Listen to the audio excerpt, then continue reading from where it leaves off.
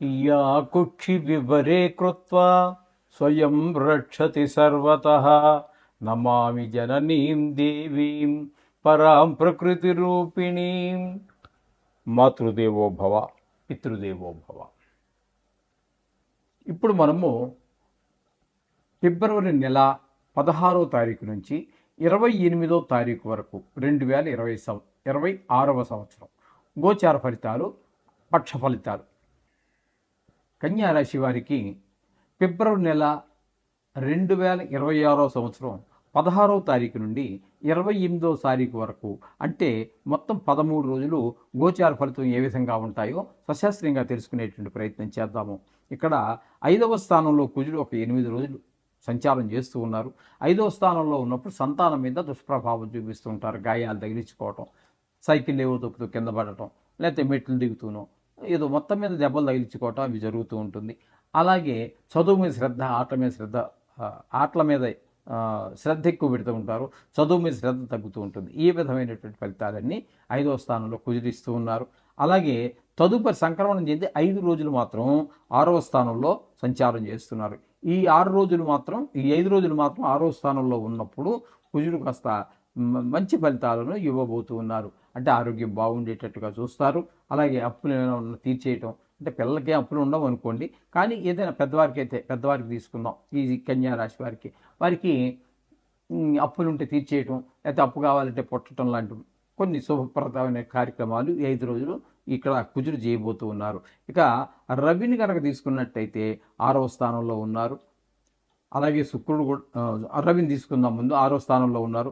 6వ స్థానంలో ఉన్నటువంటి రవి కూడా మనకి ఆరోగ్యాన్ని, ధనానికి లోటు లేకుండా అప్పు ఉంటే తీర్చేయగలగటం, అప్పు కావాలంటే పుట్టడం లాంటి కొన్ని శుభ పరిణామాలన్నీ కూడా రవి కూడా చేయబోతూ ఉన్నారు. ఇకపోతే శుక్రుడు కూడా ఇక్కడే ఉన్నారు.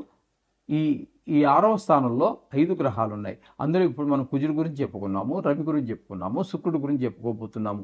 ఈ 6వ స్థానంలో శుక్రుడు యోగించజాలడు. ఆయన కూడా మనకి రోగం వచ్చేటట్టుగా, డబ్బులు కొంచెం ఇబ్బంది పడేటటువంటి పరిస్థితులన్నీ కల్పిస్తూ ఉన్నారు. ఇకపోతే బుధుని యొక్క సంచారం కూడా ఇక్కడ జరుగుతున్నది. ఇక్కడ బుధుని యొక్క సంచారం కూడా మనకి 6వ స్థానంలో మంచి శుభప్రదమైనటువంటి ఫలితాలన్నీ కూడా ఇస్తూ ఉన్నారు 6వ స్థానంలో. కాబట్టి అంటే ఆరోగ్యం బాగుండే విధంగా, కొంచెం డబ్బులకి లోటు లేకుండా అప్పు ఇవ్వాల్సి ఉంటే ఇచ్చేయగలుగుతాము, కావాలంటే పుడుతుంది. ఈ విధమైన పరిస్థితి అంతా కూడా బుధుడు మనకు సహకరిస్తూ ఉన్నారు. ఇక రాహువు కూడా ఇక్కడే ఉన్నారు 6వ స్థానంలో. రాహువు కూడా మంచి ఫలితాలన్నీ ఇవ్వబోతూ ఉన్నారు. 6వ స్థానంలో ఉన్నప్పుడు ఆయన కూడా శరీర ఆరోగ్యాన్ని బాగుండేలా చేస్తారు. రుణం ఉంటే తీర్చేయగలుగుతాము, రుణం కావాలంటే పుడుతుంది కూడా మనకి.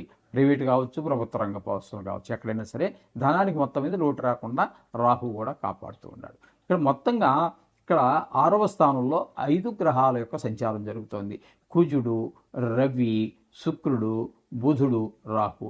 ఇందులో మనకి కుజుడు పాక్షికంగా 5 రోజుల పాటు యోగిస్తూ ఉన్నారు. అలాగే రవి యోగకారకుడు అవుతున్నాడు. శుక్రుడు మాత్రం అనుకూలమైన ఫలితములను ఇవ్వరు. అలాగే బుధుడు మనకి 6వ స్థానంలో మంచి ఫలితాలు ఇస్తూ ఉన్నారు. అలాగే రాహు కూడా మంచి ఫలితాలే మనకి ఇస్తూ ఉన్నారు ఇక్కడ. అందుచేత రాహు, బుధుడు, రవి, కుజుడు పాక్షికంగా, అంటే 3 గ్రహాలు పూర్తిగాను. అలాగే మనకి శని యోగకారకుడు కావటం లేదు, గురువు యోగకారకుడు కావటం లేదు, కేతువు కూడా యోగకారకుడు కావటం లేదు. ఈయన ఏ స్థానంలో ఉండి ఇబ్బందులు కలగజేస్తూ ఉన్నారు. ఆయన వృత్తిపరమైనటువంటి ఇబ్బందులన్నీ గురువు కలగజేస్తూ ఉన్నారు. శని 7వ స్థానంలో ఉండి భార్యాభర్తల మధ్యన, భాగస్వామ్యంలో వ్యాపారం చేసేవారి మధ్యన ఇబ్బందులు కలిగిస్తూ ఉన్నారు. కాబట్టి వీరికి ఇక్కడ చెప్పాలి అన్నట్టయితే ఈ సింహరాశి వారికి 4 గ్రహాల అనుకూలత ఉన్నది. మొత్తంగా టోటల్గా చెప్పాలి అన్నట్టయితే చాలా వరకు కొంత బెటర్, కొంత కాదు చాలానే బెటర్గా ఉన్నట్టుగానే మనం చెప్పుకోవచ్చు. ఏదైనా ప్రతికూలమైనటువంటి గ్రహాలు ఉంటాయి, ఉండాలి కూడా. సాక్షాత్తు భగవంతుడే మానవుడుగా పుడితే కూడా అనుభవించి తీరవలసిందే, అందులో సందేహం లేదు. కాబట్టి ఈ నవగ్రహాలను ప్రసన్నం చేసుకోండి, రోజు ఆ నవగ్రహ శ్లోకాలు చదవండి.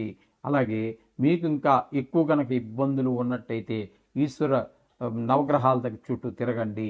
లేదా ఈశ్వరుడు గుడి ఎక్కడన్నా ఉన్నట్టయితే ఒక చెంబుడు నీళ్లు, రూపాయి ఖర్చు లేనిది. భక్తి ముఖ్యం. లక్షలు వేలు ఖర్చు పెట్టడం ముఖ్యం కాదు. భక్తితోటి ఒక చెంబుడు నీళ్లు ఇంకా మనం పెట్టుకోవాలి అనుకుంటే పత్రం, పుష్పం, ఫలం, తోయం, ఈ నాలుగిట్లు లేదా ఈ 4 కలిపి చేసుకున్నట్టయితే మనకు నవగ్రహాలు ప్రసన్నమవుతాయి.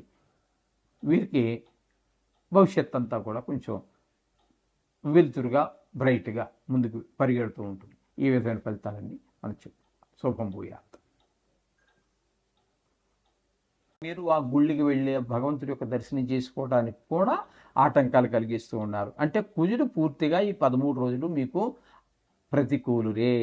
ఈ విషయాన్ని గమనించుకోవాలి. అలాగే ఈ దశమ స్థానంలో భాగ్యస్థానంలో రవి యొక్క సంచారం 13 రోజులు జరుగుతుంది. ఆయన కూడా అనుకూలమైన ఫలితములు ఇవ్వజాలడు. శుక్రుడు ఈ 13 రోజులు అలాగే మనకి ఇక్కడ భాగ్యస్థానంలో సంచారం చేస్తూ ఉన్నారు. ఇక్కడ భాగ్యస్థానంలో సంచారం చేసేటటువంటి రోజుల్లో మాత్రం శుక్రుడు మంచి ఫలితాలన్నీ ఇస్తూ ఉన్నారు. అలాగే మీ తండ్రి గారి ఆరోగ్యం బాగుండటం, గుళ్ళు గోపురాలు తిరగలగటం, అలాగే పిల్లల ప్రవర్తన కూడా బాగుండటం, భావాద్భావం తీసుకుంటే మనకు 9 భాగ్యస్థానమే వస్తూ ఉంటుంది. కాబట్టి అక్కడ శుక్రుడు యొక్క అనుకూలత వలన పిల్లలు చదువులో రాణించటము, వారికి ఏదైనా సంగీతంలో కానీ, సాహిత్యంలో కానీ, డ్రాయింగ్ ఇట్లా లలిత కళల్లో దేనిలోనైనా ప్రవేశం ఉన్నట్టయితే వారు అందులో కొంచెం రాణించడం, ఇవన్నీ కూడా మనకి కొంత ఊరటనిస్తాయి, సంతోషాన్ని కలిగిస్తూ ఉంటాయి. ఇక బుధుని కనుక మనం తీసుకున్నట్టయితే ఆయన కూడా 9వ స్థానంలో బుధుడు యోగించజాలరు. కాబట్టి ఆయన ఇక్కడ చేసేటటువంటి పని ఏంటంటే, అలాగే తండ్రి గారి ఆరోగ్యం బాగుపోవటం, ఏదో గుళ్ళకి గోపురి దేవుడు దర్శనం చేసుకుని దేవుని మొక్కుకుని కాస్త మనశ్శాంతి పొందుదాము అనుకుంటే దానికి అట్లా ఆయన కూడా కొంచెం ఇబ్బంది కలిగించేటట్టు దర్శనం అవ్వదు. అలాగే గుళ్ళు గోపురానికి వెళ్ళడం టైంకి కలిసి రాకపోవచ్చు, లేకపోతే ఆ టైంకి ఇంకా ఇంతకంటే ముఖ్యమైనటువంటి పని ఏదో వచ్చి మీద పడడం, ఇట్లాంటి చికాకుల వల్ల ఒక దర్శనం చేసుకోలేనటువంటి పరిస్థితి. అలాగే రాహు కూడా ఇక్కడ మనకి మొత్తంగా 5 గ్రహాలు మనకి 9వ స్థానంలో ఉన్నాయి. ఇందులో మనకి యోగించేటటువంటి ఏకైక గ్రహం ఏదైనా ఉందంటే ఒక్క శుక్రగ్రహం ఒకటే. మిగతా 4 గ్రహాలు కూడా మనకి ఇక్కడ ఈ 9వ స్థానంలో ఉన్నటువంటి యోగించటం లేదు. అలాగే రాహు వల్ల కూడా ఇవే ఫలితాలన్నీ ఇస్తూ ఉన్నారు. ఇకపోతే దశమ స్థానంలో శని సంచారం వృత్తిపరమైనటువంటి అనేక ఆటంకాన్ని కలగజేస్తూ ఉంటారు. అంటే ప్రభుత్వ ఉద్యోగం కావచ్చు, ప్రైవేట్ ఉద్యోగం కావచ్చు, వ్యాపారం కావచ్చు, ప్రతి మనిషి ఏదో ఒక వృత్తి చేస్తూనే ఉంటారు కదండి. ఆ వృత్తిలో వ్యవసాయం కావచ్చు, ఏదైనా సరే అక్కడ ఆ వృత్తిలో ఒక్కొక్క వృత్తిలో ఒక్కొక్క రకమైనటువంటి ఇబ్బందులు ఉంటాయి. ఆ ఇబ్బందులు తప్పకుండా కలగజేస్తూ ఉంటారు. ప్రభుత్వ ఉద్యోగులు ఉన్నాడు అనుకోండి, అవసరం లేని అంటే తనకి దూరమైనటువంటి ప్రదేశాలకి ట్రాన్స్ఫర్ అవ్వటము, ఇట్లాంటివన్నీ ఉండే అవకాశం ఉంటుంది. అదే ప్రైవేట్ ఉద్యోగస్తులు అనుకోండి, ఉద్యోగాలు మారవలసిన అవకాశం ఉంటుంది. ఎందుకంటే ఆయన లీవ్ పెట్టేసి ఒక 3 నెలలు 4 నెలలు లీవ్ పెట్టడానికి అవకాశం ఉండదు. ప్రభుత్వ ఉద్యోగం అయితే ఉంటుంది. కాబట్టి ఈ ప్రైవేట్లో 3 నెలలు 4 నెలలు పెడితే తీసేస్తారు. కాబట్టి ఆయన ఉద్యోగం మారేటువంటి అవకాశం కూడా అక్కడ మనకి గోచరిస్తూ ఉంది. ఈ విధమైన ఫలితాలన్నీ కూడా ఇక్కడ మనకి స్పష్టంగా గోచరిస్తున్నాయి మిథున రాశి వారికి. వీరికి అనుకూలంగా ఉన్నటువంటి గ్రహం ఏది అంటే ఒక్క కేతు గ్రహము, శుక్రగ్రహము, 2 గ్రహాలు అనుకూలత ఉన్నదండి.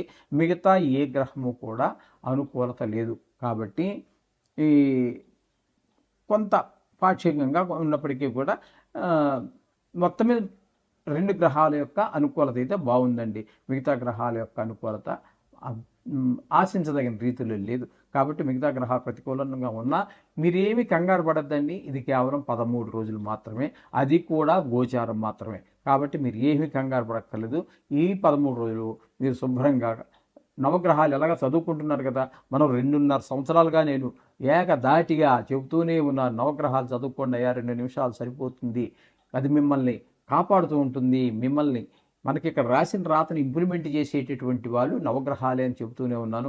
ఈసారికి ఎంత జ్ఞాపక శక్తి లేనటువంటి వారికైనా, ఎంత చదువు రాని వారికైనా కూడా వెనకాల చదువుతుంటే కూడా మీకు ఖచ్చితంగా నవగ్రహ స్తోత్రాలు వచ్చే ఉంటాయి. అవి సరిపోతాయి ఖచ్చితంగా. అవి 13 రోజులే కాబట్టి ఆ తర్వాత అంతా మళ్ళీ వచ్చే వారంలో ఎలా ఉంటుంది గ్రహచారం అనేది తర్వాత చూద్దాం. ఇప్పటి వరకు ఇది చేసుకోండి, ఈ నవగ్రహాలు చేసుకోవటం ద్వారా కొంతవరకు మనం లబ్ధి పొందేటటువంటి శుభ పరిణామాలు వచ్చేటువంటి అవకాశం ఉంది. శుభం భూయ.